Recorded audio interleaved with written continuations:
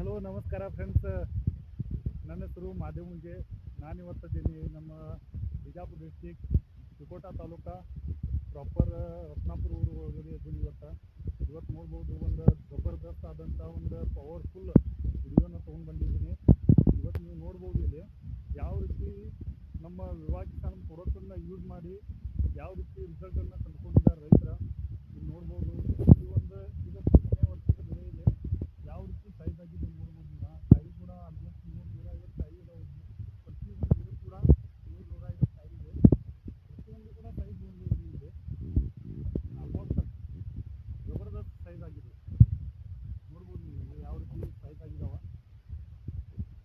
ನೋಡ್ಬೋದು ಒಂದೇ ಗಿಡ ಅಲ್ಲ, ಪ್ರತಿಯೊಂದು ಗಿಡಕ್ಕೂ ಎಷ್ಟು ಜಬರ್ದಸ್ತ್ ಆಗಿ ರಿಸಲ್ಟ್ ಬಂದಿದೆ ಅಂದರೆ ನಮಗೂ ಕೂಡ ನಂಬಕ್ಕಾಗತ್ತಿಲ್ಲ. ನೋಡ್ಬೋದು ನೀವು ಸೈಜ್ ಯಾವ ರೀತಿ ಬಂದಿದಾವ. ಪ್ರತಿ ಗಿಡದ ಒಳಗಡೆ 150 ಕಾಯಿ ಇದ್ರೂ ಕೂಡ ಈ ಥರ ಸೈಜ್ ಬಂದಿದೆ. ಪ್ರತಿಯೊಬ್ಬ ರೈತರಿಗೂ ಕೂಡ ನಮ್ಮ ವಿವಾಹ ಕಿಸಾನ್ ಪ್ರಾಡಕ್ಟನ್ನು ಯೂಸ್ ಮಾಡಿ ಅಂತ ಹೇಳ್ತಾ, ಇವಾಗ ನಾವು ಇಲ್ಲಿ ರೈತರು ಕೂಡ ಅದಾರ, ಅವ್ರಿಗೆ ಕೂಡ ಕೇಳೋಣ ಯಾವ ರೀತಿ ಅವರು ಯೂಸ್ ಮಾಡಿ ಎಷ್ಟು ವರ್ಷ ಯೂಸ್ ಮಾಡಿದಾರ.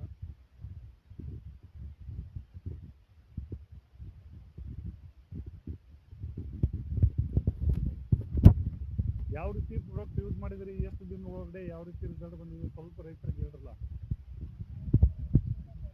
ಹಾಂ, ತಮ್ಮ ಹೆಸರು ರೀ? ತಮ್ಮ ಹೆಸರು ಗದಗನಲ್ಲಿ. ಓಕೆ.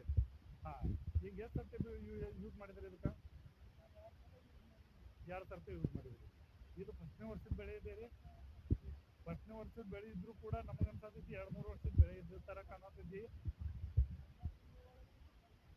9 ತಿಂಗಳ ಒಳಗಡೆ ಚಾಕಿ ತಗೊಂಡಿದ್ವಿ. ಓಕೆ, ರಿಸಲ್ಟ್ ಹೆಂಗೆ ಅನಿಸ್ತದೆ ನಿಮ್ಗೆ?